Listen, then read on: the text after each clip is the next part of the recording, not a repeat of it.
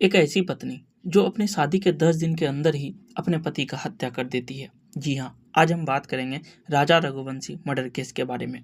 सोनम और राजा की शादी बेहद ही धूमधाम से होती है। शादी के कुछ दिनों बाद ही सोनम अपने पति राजा का हनीमून पर जाने की बात करने लगती है और काफी जिद करने लगती है। वह दोनों करीब एक हफ्ते बाद हनीमून पर चले भी जाते हैं। हनीमून वाली जगह सोनम ही तय करती है। फिर क्या था, यहाँ से सोनम का रास्ता भी साफ हो जाता है।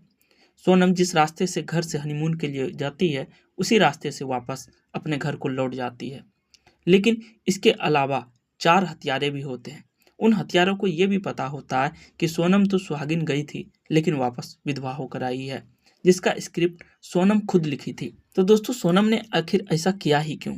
वहीं राजा का इसमें क्या दोष था? आइए पूरी घटनाओं को, इस कहानी को पूरे सिलसिलेवार तरीके से जानते हैं। इससे पहले कि आगे बढ़ें, अगर आपने क्राइम की इस आई चैनल को अब तक सब्सक्राइब नहीं किया है, प्लीज जरूर कर दें। राजा का उम्र लगभग 29 वर्ष का होता है, वहीं सोनम की उम्र 25 वर्ष के होते हैं। ये दोनों ही इंदौर मध्य प्रदेश के रहने वाले होते हैं। राजा पेशे से ट्रांसपोर्ट व्यापारी थे, वहीं सोनम के पिता फ्लाईवुड में करोड़ों का जमाया कारोबार था। दोनों की शादी रघुवंशी समाज से वैवाहिक पत्रिका के जरिए ही होता है। काफी धूमधाम से यह शादी हुई थी। इससे पहले ये दोनों परिवार एक दूसरे से परिचित नहीं थे। उनके लिए यह रिश्ता इस लिहाज से भी कम नहीं था, सुखमय और संयोग भी था। सजातीय होने के साथ साथ राजा और सोनम दोनों की जन्म कुंडली में मंगल था, जिससे शादी में भी थोड़ा दिक्कत आ रही थी। लेकिन फिर भी दोनों की शादी यहाँ हो जाती है। जब इन दोनों स्टेज पर एक दूसरे को अंगूठी पहना रहे थे, काफी दोनों की खुशहाली थी। दोनों के चेहरे की चमक एक रौनक जैसी थी। हर कोई उनके सुखमय और दाम्पत्य जीवन और उज्जवल भविष्य होने का कामना कर रहा था। लेकिन किसी को भी यह रत्ती भर एहसास नहीं था कि भविष्य में घर में क्या छिपा है। और यह छिपा हुआ जब उजागर हुआ तो हर कोई सदमे में रह गया। बात भी कुछ ऐसी ही थी, जिसे संक्षेप में सिलसिलेवार समझे तो कहानी कुछ यूं सामने आती है। शादी के बाद एक हफ्ते रीति रिवाज और मेहमान के आवागमन में ही समय बीत जाते हैं। लोकल घरेलू कामकाज में निकल जाते हैं। दोनों परिवार में खुशियां का माहौल था, लेकिन सोनम के शादी के पहले ही मन में एक खतरनाक साजिश बन चुकी थी। लेकिन आखिरकार सोनम के मन में चल क्या रहा था, यह बात किसी को भी पता नहीं था। दोनों ने हनीमून का जाने का प्लान किया। बहुत सी जगहों से आखिरकार सोनम ने जोर देकर मेघालय जाना तय किया। राजा भी अपने पेशे यानी कि कारोबार के दौरान बहुत सी जगहों पर घूमे थे, लेकिन पूर्वोत्तर भारत नहीं घुमा था। इसलिए मेघालय के नाम पर राजा भी मुहर लगा देते हैं। मेघालय जाने की जिद हो चुकी सोनम भी कह रही थी, इसलिए पति की सहमति मिलते ही वह तुरंत ही 20 मई को रिजर्वेशन के लिए भी अपना टिकट बुकिंग करा लेते हैं। लेकिन नई बहू की असली मंशा कोई नहीं भांप पाया। शादी के बाद धार्मिक स्थलों पर जाने का भी रिवाज होता है और उन्होंने इस रीति रिवाज को भी निभाया। बेंगलुरु से होते हुए कामाख्या मंदिर हुए गए, वहां से देवी का आशीर्वाद भी लिया। हर कोई जानता है कि असम के गुवाहाटी में स्थित कामाख्या मंदिर तांत्रिक क्रियाओं के लिए मशहूर है। 21 मई को दोनों शिलांग पहुंचे और वहां के बालाजी गेस्ट हाउस में भी ठहरे और लोकल घूमे फिरे भी। एक दुकान से एक्टिवा किराए पर भी ली और वापस गेस्ट हाउस आ गए। दूसरे दिन दोनों सुबह यानी कि 22 मई को दोनों बालाजी गेस्ट हाउस में चेकआउट किया और वहां के मैनेजर को यह भी कहा कि हम 25 मई तक वापस आएंगे और जरूरत पड़ने पर कमरा हम फिर से किराए पर ले सकते हैं। सुबह दोनों ने होटल में ही नाश्ता किया और फिर स्कूटर पर सवार होकर शिलांग से चेरापूंजी के लिए रवाना हो गए। तब उनके साथ सिर्फ 2 बैग थे। दोपहर में दोनों ने मालवी घाट गांव पहुंचे और वहां से नियाग्रा गांव स्थित लिविंग रूट ब्रिज देखने चले गए, जिसके लिए उन दोनों को लगभग 3000 सीढ़ियां नीचे उतरना पड़ा। इस दौरान सोनम बेहद ही असहज थी और बार बार राजा से दूर जा रही थी। आखिर वह किसी को मैसेज भेज रही थी। दरअसल वह लोकेशन शेयर कर रही थी। शाम तक घूम फिर कर दोनों सिपारा गेस्ट हाउस में रात गुजारी और 23 मई की सुबह उन दोनों ने वहां से गेस्ट हाउस को भी चेकआउट कर दिया और ट्रैकिंग डिवाइस सोनम ने एक झरने के पास जाकर फिर से ऑन कर दी। इसी दौरान दोनों फोन पर लगातार अपने परिजन के भी घर वालों के संपर्क में रहे, अपने घूमने फिरने के बारे में बता रहे थे, जिससे घर वाले भी बेफिक्र हो गए। दोनों एंजॉय कर रहे हैं यही समझ रहे थे, लेकिन हकीकत में दोनों में से कोई भी हनीमून एंजॉय नहीं कर रहा था। हाँ, राजा जरूर अपने पति जो सोनम थी उसकी बातों पे, इशारों पे नाच रहे थे। इसके बाद दोनों दोपहर में करीब 1:30 बजे राजा ने अपनी माँ उमा देवी को फोन करके बताया कि वे चोटी पर पहुंच गए हैं और फल खा रहे हैं। इसके कुछ देर बाद ही सोनम ने अपनी सास उमा देवी से ऑडियो पर मैसेज भेजा कि हम लोग अभी चढ़ाई चढ़ रहे हैं, बाद में बात करेंगे। सोनम की आवाज़ से काफ़ी थकान महसूस पा रही थी, साफ झलक रही थी, और उमा देवी ने उसे याद भी दिलाया कि आज उसका 11वां उपवास है। बातचीत के दौरान सोनम ने सास को यह भी बताया कि यहाँ उपवास का खाने पीने का कुछ खास नहीं है, मैं रह लूँगी। कुछ देर पहले कॉफ़ी तो पी थी, लेकिन लगा ना कि मैंने कुछ खाया पिया हो, क्योंकि यहाँ की खाना हमें बिल्कुल भी कुछ खास नहीं लग रही। फिर इसके बाद उनके घर वालों से उसका संपर्क ऐसा टूटा कि फिर से संपर्क नहीं हो पाया। दोनों के परिजन फ़ोन पे फ़ोन करते रहे, लेकिन हर बार दोनों का मोबाइल बंद ही मिलते गए। सभी को स्वाभाविक चिंता होने लगी कि अपने ही शहर में किसी का फ़ोन घंटे 2 घंटे से ज़्यादा न लगे तो घर वाले घबरा जाते हैं, फिक्र करने लगते हैं। फिर भी ये दोनों तो 2185 किलोमीटर लगभग दूर था, वो भी शिलोंग में घने जंगल में थे। एक अंदाज़ा यह लगाया गया कि नेटवर्क इशू हो सकता है, इसलिए कॉल नहीं लग पा रहा हो। लेकिन इशू कुछ और भी था, इतना खतरनाक था कि जिसने सुना वह सदके में आ गया। जब संपर्क ही नहीं हो पाया तो दोनों के घर वाले घबरा गए। तब यह तय हुआ कि घर के ही लोग शिलोंग जाकर देखे आखिर हुआ क्या है। किसी अनहोनी की आशंका से मन ही मन सबके कांप रहे थे।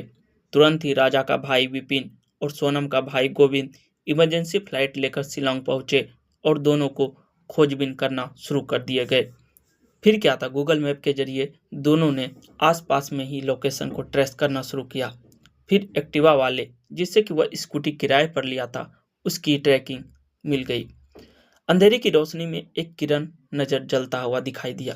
किराए पर लिए यह व्हीकल दोनों ने इमरजेंसी की बात की, फिर पुष्टि की और उन्होंने बताया कि हमारे यहाँ से एक्टिवा ली थी और वह दोनों ओसरा हिल्स की तरफ रवाना हुए थे।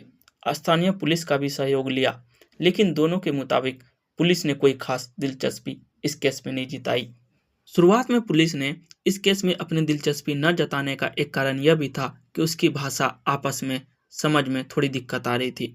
रोशनी की किरण जो गोविंद और सचिन को दिखाई दी थी वह बुझ चुकी थी। जब एक्टिवा पहाड़ी के इलाके में लावारिस हालत में पड़ी, इन दोनों ने इंदौर पुलिस कमिश्नर संतोषी को बात की और उससे मदद की गुहार लगाई। कमिश्नर साहब ने क्राइम ब्रांच के डीसीपी राजेश कुमार त्रिपाठी को जांच की जिम्मेदारी सौंप दी, जो शिलोंग पुलिस से लगातार संपर्क में रहे। इंदौर के रघुवंशी दंपति शिलोंग में रहस्यमय तरीके से गायब हो जाना और अब तक कोई सुराग न मिल पाना। इंदौर के राजा रघुवंशी शिलोंग में रहस्यमय तरीके से गायब हो जाना और अब तक कोई उनका सुराग न मिल पाना, यह भी बात जंगल की आग की तरफ पूरे इंदौर के साथ साथ मध्य प्रदेश में और उसके साथ साथ पूरे देश में फैल गई।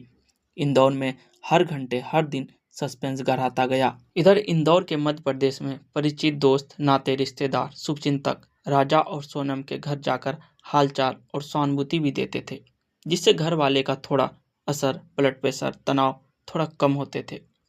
इधर शिलोंग में लावारिस हालात में पड़ी मिली एक्टिवा कुछ ही दूर खाई में शाम को सर्चिंग के दौरान एक रेन कोट और 2 बैग भी मिले। इंदौर में मीडिया को इस परिवार से जुड़े अपित चौहान ने बताया कि इस मामले में पुलिस अधिकारियों की मीटिंग चल रही है और इंदौर व शिलोंग पुलिस ने उन्हें सहायता भी मिल रही है। मामला बहुत गंभीर मोड़ पर आ गया था, जिसमें अब तरह तरह की आकांक्षाएं भी बढ़ती जा रही थी। सोशल मीडिया इस रहस्यमय मामले में भरा पड़ा था, जिसके चलते मध्य प्रदेश के मुख्यमंत्री मोहन यादव ने मेघालय के मुख्यमंत्री कोनराड संगमा से फ़ोन पर भी बात की और अपने अफसरों को मेघालय पुलिस के संपर्क में रहने की हिदायत भी दी। मध्य प्रदेश के एक और वरिष्ठ मंत्री कैलाश विजयवर्गीय ने केंद्रीय गृह मंत्री अमित शाह से मदद के लिए आग्रह किया। इधर शिलोंग में सर्चिंग चल रही थी, जो भारी बारिश और घने कोहरे में थी। चलते इस व्यवधान में कोहरे और बारिश भी बाधा डाल रही थी। सभी की दहशत उस वक्त और बढ़ गई जब स्थानीय लोगों ने यह बताया कि जिस इलाके में एक्टिवा मिली है वह कुख्यात इलाका है और गुंडे बदमाशों का अड्डा भी है। कहा सुना यह भी गया कि यहाँ पहले भी कपल्स के गायब होने की वारदात हो चुकी है। चूँकि स्थानीय लोगों और पुलिस रघुवंशी परिवारों की उम्मीद के मुताबिक मदद नहीं कर रहे थे, इसलिए विपिन और गोविंद ने यूट्यूबर की मदद ली। एक यूट्यूबर को पैसे देकर राजा और सोनम के फोटो और वीडियो को वायरल भी करवाए गए और एक लोकल न्यूज को भी पैसे देकर यह खबर चलवाई गई। सर्चिंग के दौरान ड्रोन की मदद ली जाती है और गहरी खाई में राजा की लाश पड़ी मिलती है। सब ऊपर ला गया तो उसे पहचानना मुश्किल था क्योंकि वह गल चुका था। राजा के दाहिने हाथ पर बने टैटू से उसे पहचाना गया। इसी जगह से एक लेडीज शर्ट, पैंटेरा 40 नाम की दवा और वीवो कंपनी के मोबाइल फोन की स्क्रीन और एक स्मार्ट घड़ी बरामद हुई। यह जगह उस जगह से करीब 25 किलोमीटर की दूरी पर थी जहाँ की एक्टिवा पड़ी मिली थी। राजा ने जो सोने की अंगूठी पहन रखी थी उन सहित से उसके बेल्ट के गायब होने की कुख्यात खबर मिली। यह कपल लूट चुका हुआ और शिकार था, यानी कि लूट का शिकार यह कपल बन चुका था। राजा की मौत की खबर इंदौर तक पहुंची। तमाम शहर सदमे में आ गए। देश भर में चर्चा और अफवाह का बाजार गर्म हो उठा। पोस्टमार्टम के बाद राजा का शव इंदौर लाकर उसे अंतिम संस्कार भी किया गया, लेकिन सोनम का अभी भी कोई पता नहीं चल रहा था कि आखिर वह जिंदा है भी या नहीं। अगर है तो वह किस हाल में है और कहाँ है। यह सच सोनम सहित उसके प्रेमी राज कुशवाहा और 3 अन्य सुपारी किलर्स को ही मालूम था। सोनम और राजा की गुमशुदगी के दौरान दोनों के घर वाले ज्योतिष और तांत्रिक के चक्कर लगाते रहे और अपने पैसे के मुताबिक उसे कुछ पैसे भी देते रहे। एक तांत्रिक के कहने पर सोनम की तस्वीर घर के बाहर उल्टा लटका दिया। एक ज्ञानी और एक आंख मूंद कर भविष्यवाणी कर रही थी। दोनों का अपहरण किया गया और उन्होंने नीले रंग का मकान में रखा गया, लेकिन चूंकि इस मामले की हल्ला बहुत मच चुकी थी इसलिए अपहरणकर्ता फिरौती के लिए संपर्क में नहीं कर रहे थे। अब भला कौन इस पंडित जी को समझाए कि ये सब घटनाएं इन सब से काफी परे था, क्योंकि ये सभी अफवाहें फैल रही थी, वो भी तांत्रिकों द्वारा, कि राजा का अपहरण नहीं बल्कि हत्या हुई है, जिसका सूत्रधार और कार्यकर्ता उसकी पत्नी खुद सोनम है। उधर गोविंद, विक्रम और उसके घर वाले भी मेघालय पुलिस को कोसते रहे। इन तांत्रिक ज्योतिषियों की गिरीबान भी किसी ने नहीं पकड़ी जो इंदौर में बैठे भविष्यवाणी कर रहे थे, क्योंकि वह सोनम के बारे में कुछ भी नहीं बता रहे थे। वह जिंदा है, कहाँ है, मर गई, कुछ भी स्पष्ट नहीं बोल पा रहे थे। लेकिन जानबूझकर ही सोनम ने इस हनीमून के लिए इस दुर्गम जगह को चुना था, जो उनके शहर इंदौर से लगभग 2200 किलोमीटर दूर पर थी, जहाँ घने जंगल थे, जंगली जीव जंतु थे, पहाड़ियाँ थी, झरने थे, सब एकदम असुरक्षित थे। पर अब साबित हो रहा था कि पति की हत्या करने में यह जगह काफी ही सुरक्षित साबित होती है। यह राज तब खुली जब 9 जून को एकाएक ही सोनम प्रकट हो गई, लेकिन इंदौर या मेघालय में नहीं बल्कि उत्तर प्रदेश के गाजीपुर के एक ढाबे पर, जिससे यह साबित हो गया कि मेघालय पुलिस ने इस मामले पर पूरी तरह से गंभीरता और मुस्तैदी से काम कर रही थी। कोई दिलचस्पी दिखाई नहीं रही थी। जैसे ही सोनम के मिलने की खबर न्यूज चैनल पर आई, वैसे ही टीवी से बेदखने वाले लोग सभी टीवी पर टूट पड़े। खासतौर पर महिलाओं को इस हत्याकांड से जुड़ी हर सनसनी देखने में पारिवारिक और धारावाहियों का सरीखा बल्कि उससे भी ज्यादा आनंद मिल रहा था। गाजीपुर के ढाबे से गिरफ्तार सोनम दिखने में काफी असहज फीलिंग कर रही थी। मेघालय पुलिस ने सोनम को गिरफ्तार करते बताया कि पति राजा की हत्या की साजिश उसने ही रची थी और इसलिए किराए के हथियारे भी हायर किए थे। 16 मई को इंदौर के सुपर कॉरिडोर में सोनम राजा से मिली और पूरा प्लान बनाया। हत्या के लिए राजा ने अपने 3 दोस्त आकाश राजपूत, आनंद कुर्मी और विशाल चौहान को साथ में लिया। प्लान के मुताबिक ये चारों ट्रेन और सड़क मार्ग से शिलांग पहुंचे। इन्होंने सोनम को लगातार अपनी लोकेशन देती रहती थी और सोनम भी अपना लगातार लोकेशन उसे देता रहता था। 23 मई के मुताबिक जब राजा के साथ वह मालवी ख्यात पहुंची तो ये चारों भी पीछे पीछे चले गए। सोनम राजा को पहाड़ी पर सुनसान जगह ले गई और आरोपियों को इशारा कर दिए, जो राजा के नज़दीक पहुंच तो गए, लेकिन उसकी हत्या करने की हिम्मत इन पर नहीं हो रही थी, जिसने सोनम बौखला गई और चिल्लाई भी। फिर विशाल ने राजा के सर के ऊपर धारदार हथियार से हमला किया। राजा के सर पर हमला का यह पहला वार था। आनंद ने राजा को पकड़ा और आकाश निगरानी करता रहा। सोनम थोड़ी दूर पर खड़ी मौत देखती रही। राजा की इस मौत को देखती सोनम को थोड़ा सा भी आंख में आंसू भी नहीं आया। इसके बाद इन सभी ने बेधड़क राजा को एक गहरी खाई में धक्का दे दिया। प्लान कामयाब होते ही विशाल, आकाश और राजा इंदौर वापस लौट गए और आनंद बिना चले गए। सोनम ने जिस रास्ते से वह वापस गई थी उसी रास्ते से वह लौट रही थी, लेकिन वह रास्ते में ही पकड़ी गई। वह सभी चारों हत्यारे जानते थे कि सुहागिन थी सोनम, विधवा होकर जा रही है, जिसका स्क्रिप्ट सोनम खुद लिखी थी। इन लोगों को रत्ती भर भी इल्म नहीं था कि ये सभी पकड़े जाएंगे। ये सभी इन ऑपरेशन का नाम भी वहाँ के पुलिस ने ऑपरेशन हनीमून दिया था, जिसका ये सभी अब अंजाम भुगत रहे हैं। तो दोस्तों, ये था क्राइम स्टोरी आई की एक सच्ची घटना जो हम आपको रूबरू कराते रहते हैं। अगर आप नए हैं, अब तक हमारे चैनल को सब्सक्राइब नहीं किया है, प्लीज़ इसी तरह घटना को जानने के लिए सब्सक्राइब जरूर कर लें। मिलते हैं अगले वीडियो में। Thank you. जय हिंद।